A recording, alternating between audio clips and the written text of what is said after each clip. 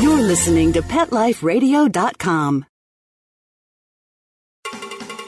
It's a big world out there, and you're just looking for a pat on the back or head. You run around the city, searching for a place to bark, working your tail off with your nose to the ground, sniffing for a few scraps, hoping someone will throw you a bone. You take each lead, collar after collar, hoping one day to take a bite out of success and become the top dog. Fortunately, you come home each day to open arms, open cans, a drink waiting for you, and a comfortable place in front of the TV set. You know you've got it good, really good, because after all, it's a doggy dog world out there.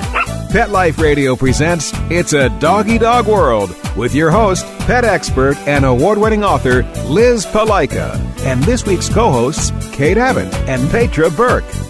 Hi, welcome to It's a Doggy Dog World. I'm your host, Liz Palaika, with my two friends, Petra Burke. Hello. And Kate Abbott. How do? And today we're going to talk about something that you've probably seen in your dog before or noticed. Might not understand that there's actually a thing, a term, defining it, but that is oppositional reflex. And this is most commonly seen when you go to take your dog for a walk and he pulls ahead of you and he's pulling hard on the leash. That hard pull against restraint is what's referred to as oppositional reflex. But before we get into it too much, let's talk about that term. Oppositional reflex isn't actually a reflex in the scientific meaning of the word. And we'll explain that a little bit, but we're going to use that term, or what we like even better, oppositional response, because that is the commonly used term.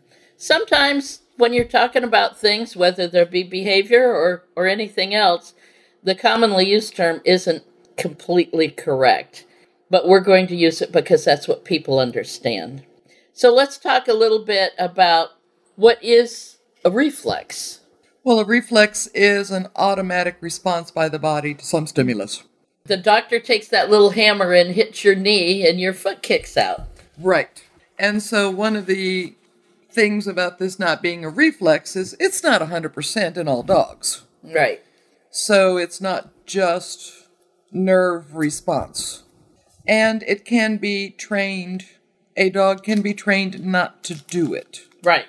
So except for some people that have learned to train themselves to change their heart rate and stuff, heart rate and breathing and responses to pain. Sure. A reflex cannot be trained out. Whereas Right. we do that all the time with dogs pulling on the leash. So a reflex is just an automatic response, something that happens, you don't think about it. Common one. You find that tickle spot. And the dog kicks. And the dog's kicks, or the legs move. Mm-hmm. Yeah, that's one that everyone's very familiar with. Right. So even though we'll continue to use this because it is the commonly understood term, if one would want to be correct, it would be more likely oppositional response. Even then, it's not in all dogs. There is a blogger who likes to be very scientific about her dog training, and she brought up, when I saw the oppositional reflex, I went, oh, I know what it is. And then I'm reading going, oh, well, maybe not. Because other trainers, professional and amateur, that's not right. Their own dogs. Uh-huh. Okay. They've been chiming in on what they thought it meant. Okay. So things that people were pointing out is to say oppositional. All it means is that if you pull on a dog, they pull away in the opposite direction. Of course, also, if you increase pushing on a dog, most dogs push into you. Right. So it or turns such out, as with horses, unless they've been taught to do the opposite. Mm-hmm. To You give. push on a horse, many times they'll push back. Mm-hmm. So That's a lot of animal to push back. One trainer said that she'd actually been explaining it to her classes as push me, pull you. Oh, yeah. That's her term instead Right. of oppositional reflex. Sure. So, but another person said they don't like oppositional because it sounds like the dog is just fighting with you. You know, they're in opposition to you when it's not. It's a more like constant fight. opposite. Yes. So, there's all sorts of suggestions, innate response, which is true, but that covers such a wide variety of responses. Pressure response is one I liked. Yeah. Whether it's a pressure to pull on the dog or a pressure to push on the dog. Mm-hmm. I kind of like that one. Pressure response myself. Opposition response. Okay, anyway, no matter... There's lots of ways to think about it, but oppositional reflex is what It's dog commonly trainers known. have been calling it for years and years. Thanks to Pavlov, by the way. Right, yeah. So, goes So back to him. let's talk a little bit more about what it actually is. No matter what the name is, what is it? Why do we care about it in dog training? Yeah.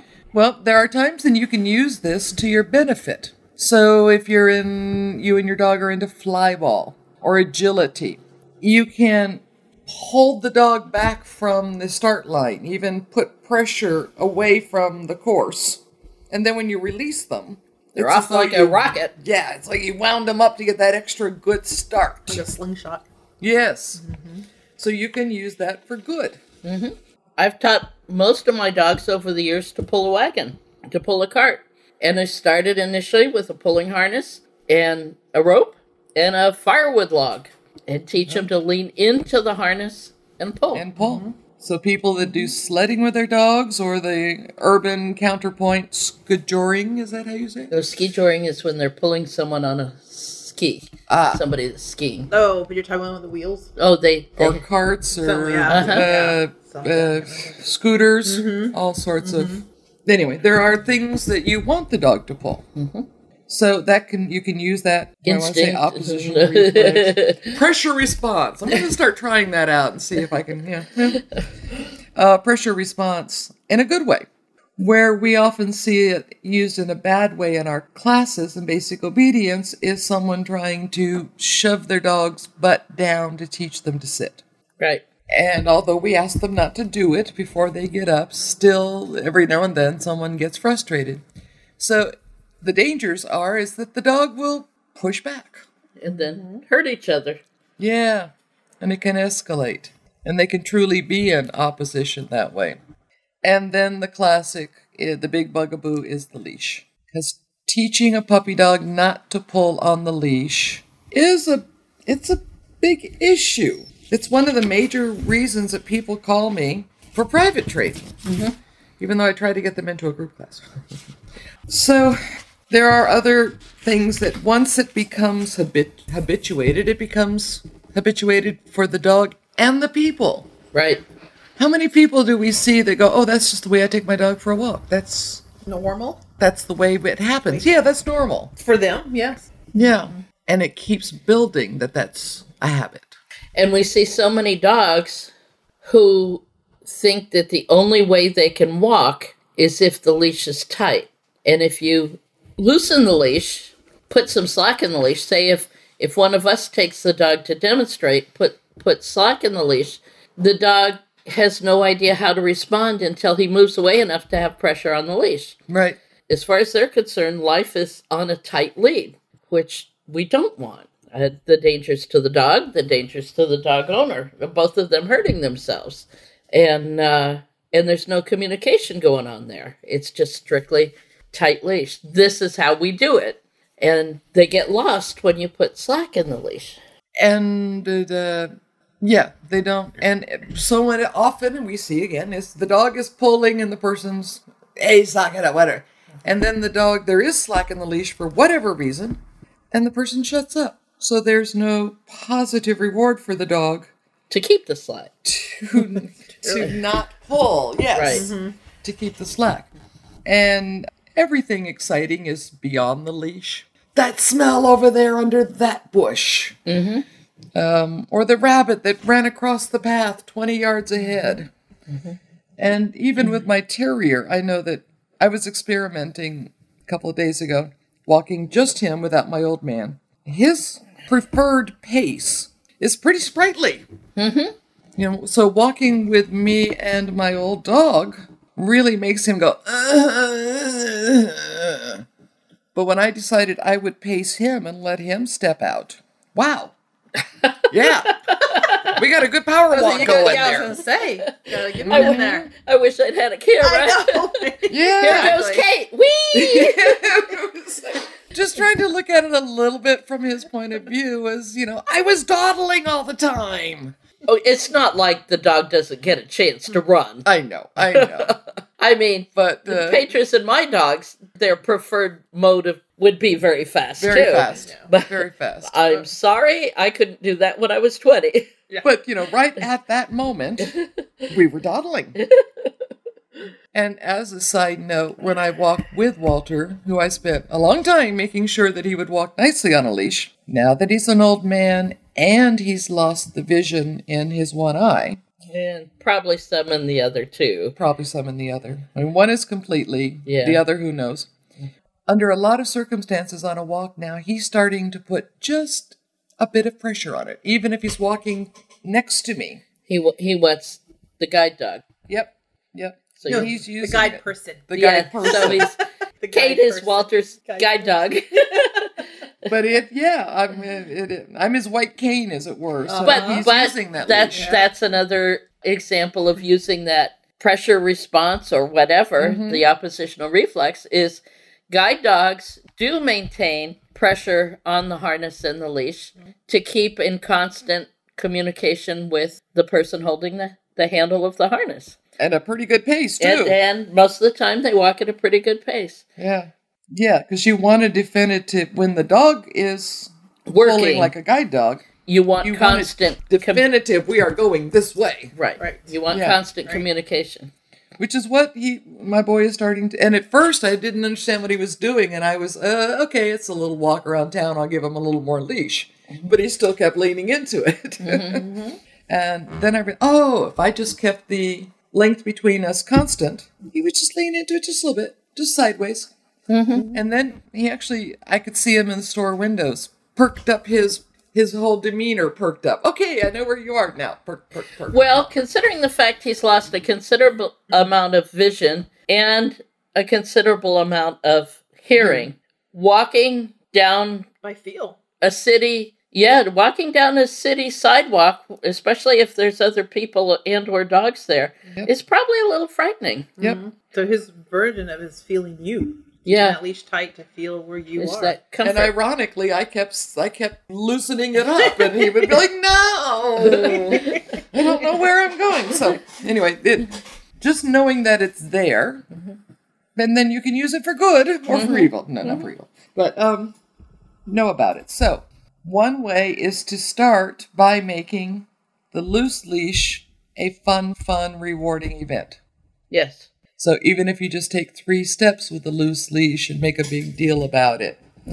All right, well, we need to take a break for our sponsors, so hold on. We've got a lot more to talk about when we get back. Sit. Stay. It's a doggy dog world. We'll be right back after a short pause. Well, 4 to be exact. If you want the dog to be healthy, you got to feed it something healthy. The Dynovite supplement and then the Lico Chops. Order a 90-day supply of Dynovite for your dog this week. We'll send you a bottle of Lico Chops free. New improved Lico Chops with omega-6, omega-3, vitamin E. And now 6 extra direct-fed microbials. Even better for the digestive tract and immune system. Try Lico Chops. Free this week at Dynovite.com. Dynovite is nutrition. DINOVITE.com. It's designerpetsweaters.com. Hand-knitted designer sweaters for your precious pup or cool cat. Beautiful couture patterns for your pets, including custom-knitted formal wear, casual wear, yachting, and even sports-themed. Many designer pet sweaters include feathered tammy hats, top hats, and a lot of sparkle. Each sweater includes leg loops, front paw sleeves, and leash opening. Visit designerpetsweaters.com to order your 4-legged fashions today. Your pets will stay warm for the winter and be runway ready. Large or small, we fit them all. designerpetsweaters.com. Hi, I'm Dana Humphrey, the founder of Whitegate PR. We have been specializing in PR and marketing in the pet industry for over 10 years. If you have a pet product or service you would like to promote, give us a call. We can help create awareness for your brand on TV, radio, magazines, newspapers, and blogs. Feel free to reach me directly at 619-414-9307 or learn more on our website at whitegatepr.com or follow us on Facebook.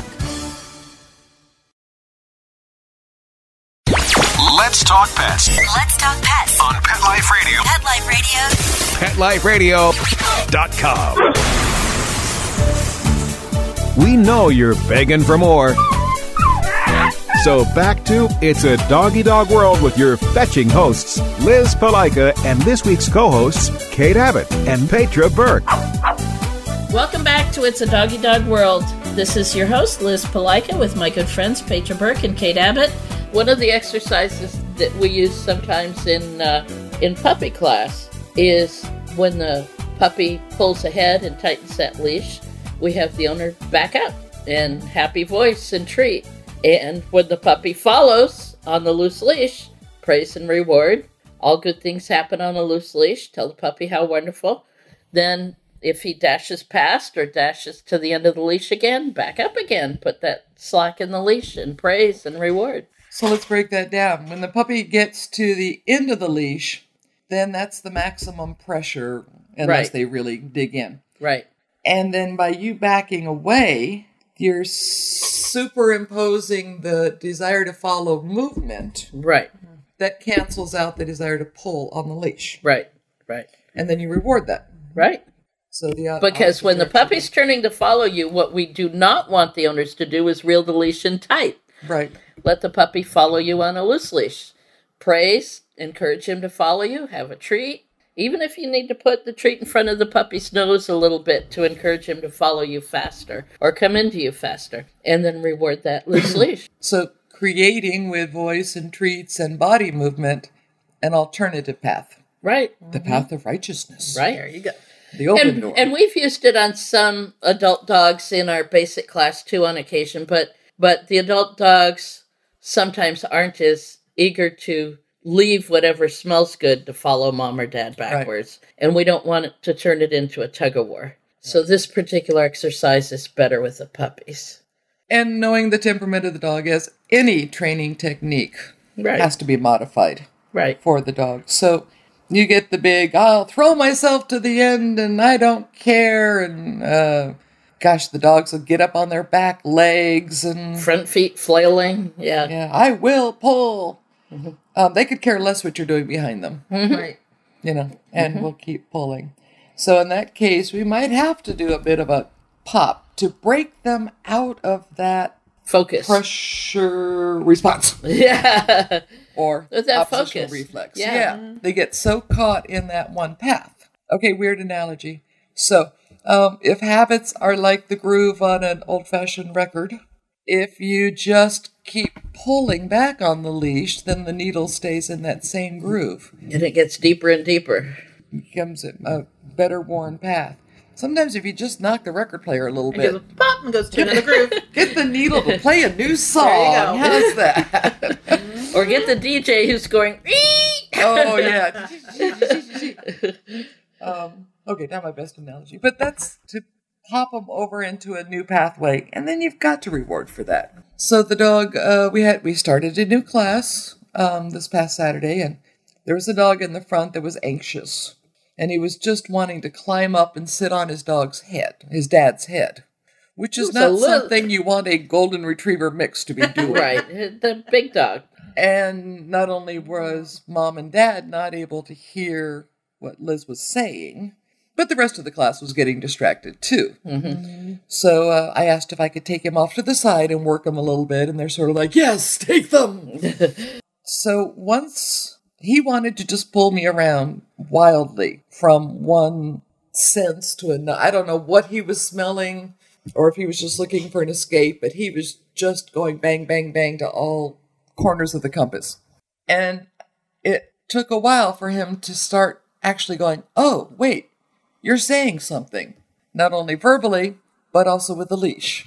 So I wouldn't allow him to pull me, but I would reward him when he moved back in toward me. Mm-hmm. Once we had that, okay, this is how you're talking to me, then I started moving towards his folks. And if he moved out ahead of me, I moved away from his folks. So what he wanted as his reward, and I was offering him treats at this point, and he would go, don't want them. He'd take them and spit them out 3 feet away, just to make sure I really knew that he didn't care about that treat. So by this time, he really wanted to go back to mom and dad. That became the reward. But we would only get there if he would walk on a loose leash. Mm-hmm. It would be 2 steps forward, and then he'd bolt to pull, and we'd back up 3 feet. Oh. But we at least had a communication about it. And we were able to get within 3 feet before I thought he's at his breaking point. So I let him rush the last 3 feet. But that was a dog that had obviously been used to the reflex. He was banging around from, like I say, compass point to compass point, trying to find where I was going to make a drag on the line. So then he would know that would be the direction to go. Yeah, that was very similar to that big lab I was working to. Same class? Mm-hmm. Yeah, same class. Did the same thing. Pull. He was everywhere. Now, he would take the treats, but it more was like, oh, it's food. Okay, thanks. Nah, I didn't understand that was reward. It was just food, you know. Right. But same thing. He'd go out just constantly, in which direction possible, just pull on the thing. But fortunately, we had to stop it because he did hurt his mom, pull her down. You know, that's another thing. You pull so much, the owner's going to hurt, fall, break something. Hopefully not, but possibility in this case. It happened. Neck damage, shoulder damage, arm, front bicep. Constant pressure on the front of the trachea. Or even with the no-pull harnesses. Even with the harnesses, right? The pressure on the shoulders, the biceps, growth plates. Yep. I'm still trying to find the magic wand to teach people how to teach their dogs to walk nicely on a leash. We tried to find one, we couldn't. I know, and then when we wanted the batteries... I know, Disneyland didn't... Well, we're going to have to go to Hogwarts. Hogwarts! We're going to Hogwarts next time. There we go. That seems to be the hardest concept, and I don't know if this idea of... Sometimes I've explained oppositional reflex or pressure response, and sometimes I haven't. It doesn't seem to make a whole lot of difference. It does for me. Yeah, and I think it's foreign to a lot of people because we tend not to pull. Mm-hmm. I mean, if you're holding hands with somebody, most people walk together. Unless you're a parent dragging a toddler behind. Screaming and kicking and yelling. Yeah, and then there'll be tight arms. But I can't even think of a situation where in normal daily life I would push or pull another person. It's just, it's not something that we do. Mm-hmm. So it's very foreign to people. Mm-hmm. And I think allowing pulling on the leash, for example, which is one of the worst of this type, starts so gradually. Yeah. You know, people have a puppy. He follows nicely. It's a little puppy. Pulling doesn't feel much. He starts to hit adolescence. It's so cute to watch him explore that you follow along behind. Right. Either way. Both the human and the canine are starting to develop this habit. Yeah. And then the habit grows and grows and grows. The dog learns, if I pull more, I get to go more. The owner may try to change it, but if they don't know how to effectively change it, then they end up just being the anchor on the end of the leash. Or, and I'm going to say those dreaded words. Uh-oh. Or they use a retractable leash. Oh, dear. If you have listened to us to previous podcasts, you know that we are not at all fans. No, that's not the right word. We hate retractable leashes. We had an incident yesterday. I was working with a client, and one of our assistant trainers came, and this little dog was on a retractable leash and went around the assistant trainer, and I just looked at her and I just said, just stand there, don't move. I just got the dog's distraction to unwind the assistant trainer's legs as a retractable as he's going around it, winding her up. Did she have her And the owner was like, oh, I'm so sorry. No, without a dog. So I was able to use Tango, and because it was a friendly dog, and I got Tango's to do the distraction and unwound. But how many people we had have come to us and showed us scars on the back of their heels, the Achilles tendon? That one guy said his Achilles tendon was cut. Yes. Yeah. We had a grandma who lost one of her fingers because her grandson was walking her dog on the retractable, and they saw a dog coming. She wasn't sure her grandson could hit the brake on the retractable, so she reached over, the cable went around her finger and amputated it completely. So that's why we hate them. There's maybe 1% reason to use them in very specific situations. But not for walking down the street. Not for walking down the street where there's anybody else around. Yeah. And that is a case where the dog is rewarded for pulling. they pull on the leash, they get to go further and roam further. Then you've got the dog at the very end of the flexi or the retractable, And still then pulling, and then what? And those little mechanisms, I've seen them bust. Well, even when they're Or let working, go. you've got to become a fisherman. Yeah, Unlock, move towards the dog, lock it, bring him back. unlock. Trying to reel in a salmon, and that doesn't need to be. No. A big old tuna because they're pulling so hard. Not easy. So it's bad enough. In the retractables, definitely teach puppy dogs to pull. Yes, they do. We see it over and over and over and over again.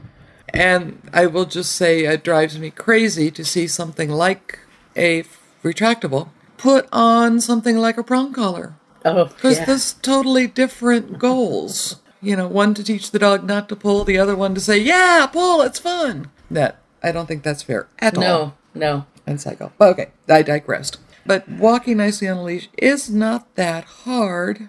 And people need to model it and to see it in their brain. Now, one thing that I am happy with in class is giving them the handle end of the leash, and I wrap my hand around the clip, and I play the dog, and I pull. And then I can teach them how to interrupt, and then if they don't praise me, I'll growl at them. I've used your technique minus the growl at the moment. Minus the growl.